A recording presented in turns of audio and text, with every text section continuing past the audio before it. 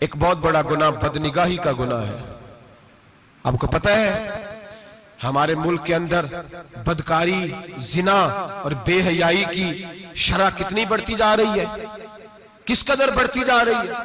وہ لوگ جو نکاح کر لیتے ہیں وہ بھی اپنی نگاہوں کو، میں اکثر کہتا ہوں، حضور نے فرمایا نکاح آدھا ایمان ہے.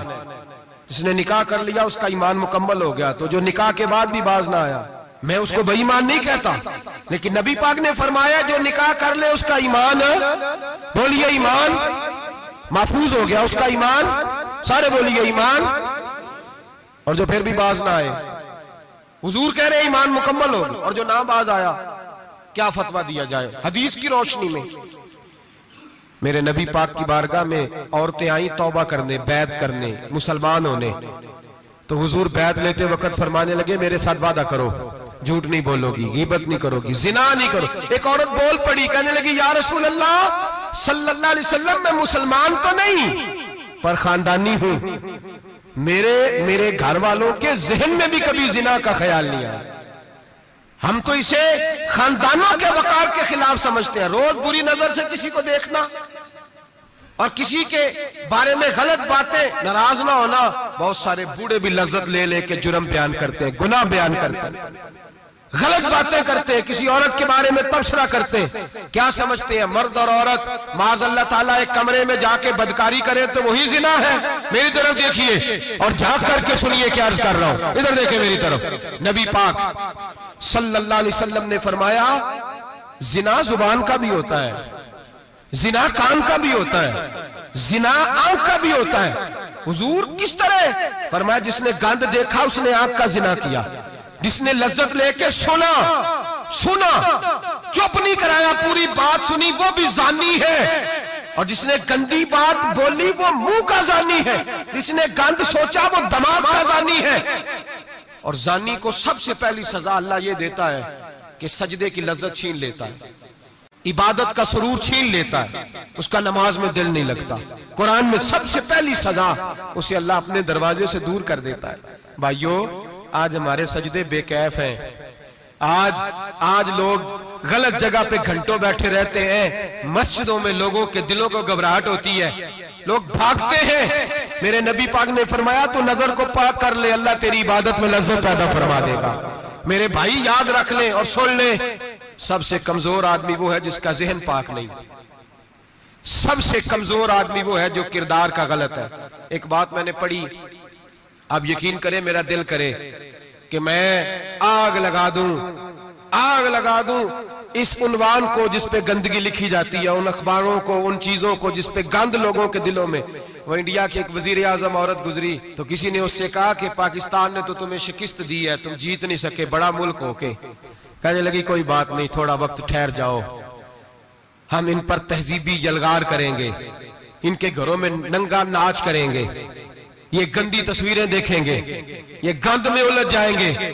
اور جو قوم گند میں الجھ جایا کرتی ہے وہ پھر کسی سے لڑنے کی طاقت نہیں رکھتی، اس کے اندر ڈٹ جانے کی ہمت نہیں ہوتی، اس کی غیرت کے جنازے نکل جاتے.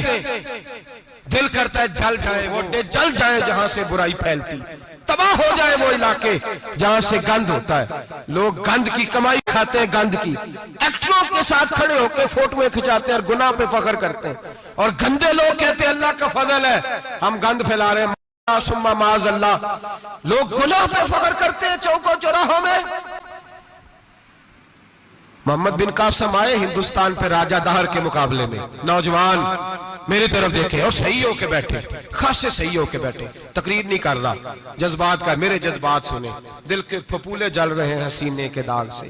اللہ کی قسم روح کی گہرائی سے بات کر رہا ہوں، وہ بات کر رہا ہوں جو سینہ کہہ رہا ہے کہ پھٹ جائے اور کہنا نہ پڑے. قرآن و حدیث پڑھتے ہیں اور پھر اپنا حال دیکھتے ہیں تو لگتا یہ ہے کہ عذاب قریب آ گیا ہے، لگتا ہے زمین پھٹنے والی ہے، آسمان گرنے والا، لگتا ہے قریب آ گیا سارا کچھ. سمجھیں کیا عرض کر، یہ بات اگر آپ سمجھ گئے تو قیمت وصول ہو گئی. اس کو سمجھ گئے تو سمجھ لیں آپ کے مزاج کے اندر اللہ نے تبدیلی پیدا کر دی. محمد بن قاسم 18 سال کا جوان، ایک عورت کی عزت پر راجہ دہر ہندو نے حملہ کیا، محمد بن قاسم بچانے آئے. جب ہندوستان آئے فوج تھوڑی تھی، علاقہ تھوڑا تھا، راجہ دہر کی فوج بہت زیادہ، اور پھر اپنا عرب چھوڑ کے یہاں آ کے ہندوستان میں اس کے علاقے میں اس پہ حملہ کرنا، حالات خراب تھے۔ محمد بن قاسم پریشان ہے۔ ایک بزرگ نے دیکھا، کہنے لگے پریشان کی ہو؟ کہنے لگا سوچتا ہوں علاقہ بھی اس کا، فوج بھی اس کی، میرے فوجیوں کو تو رستوں کا بھی نہیں پتا، کیسے جنگ کریں گے، کدھر سے آئیں گے، اور پھر ہمیں زبان بھی نہیں آتی، کیسے کام ہوگا، ڈر رہا ہوں۔ 2-4 دن گزرے تو محمد بن قاسم اشاش بشاش ہو گئے۔ وہ بزرگ کہنے لگے خیر ہے، بڑے مطمئن ہو گئے ہو؟ کہنے لگے بس راجہ دہر ہم سے مقابلہ نہیں کر سکتا، راجہ دہر ہمارے مقابلے میں کھڑا نہیں ہو سکتا، وہ گرا کے گرا، وہ لڑکھڑایا کے لڑکھڑایا، ریزہ ریزہ ہو جائے گا۔ کہا آپ کو کیسے خوشخبری مل گئی؟ کہنے لگے مجھے پتا چلا ہے کہ راجہ دہر ذہن کا گندا ہے، وہ تو چچا کی بیٹی کو نہیں چھوڑتا، ماموں کی بیٹی کو نہیں چھوڑتا، خالہ کی بیٹی کو گندی نظر سے دیکھتا ہے۔ جس کا ذہن گندا ہوتا ہے وہ کسی کا مقابلہ نہیں کر سکتا، ہمیں فتح ہوگی، فتح، وہ گرے گا۔ وہ بزرگ کہتے ہیں میں سمجھ گیا کہ واقعی سے فتح ہوگی۔ آج کشمیر کیوں آزاد نہیں ہو رہا، فلسطین میں آگ کیوں لگی ہوئی ہے؟ مسلمان جب تک ذہن کا گندا ہے کمزور ہے، جب تک ذہن کا ناپاک ہے کمزور ہے۔ حضرت سعد بن ابی وقاص رضی اللہ تعالیٰ عنہ فرمایا کرتے تھے اللہ مسلمان کی مدد اتنی دیر تک کرتا رہتا ہے جتنی دیر تک مسلمان کا ذہن صاف رہتا ہے، کردار پاک رہتا ہے۔ آگ اس لیے معاشرے میں لگی ہے۔ نوجوانوں تم کہتے ہو کامیابیاں نہیں ملتی، اسے کیسے کامیابی مل سکتی ہے جس کا ذہن ہی صاف نہیں؟ وہ کیسے دنیا کی بازی جیت سکتا ہے جس کی نگاہ ہی پاک نہیں؟ وہ کیسے آگے بڑھ سکتا ہے جس کے کردار میں پاکیزگی نہیں؟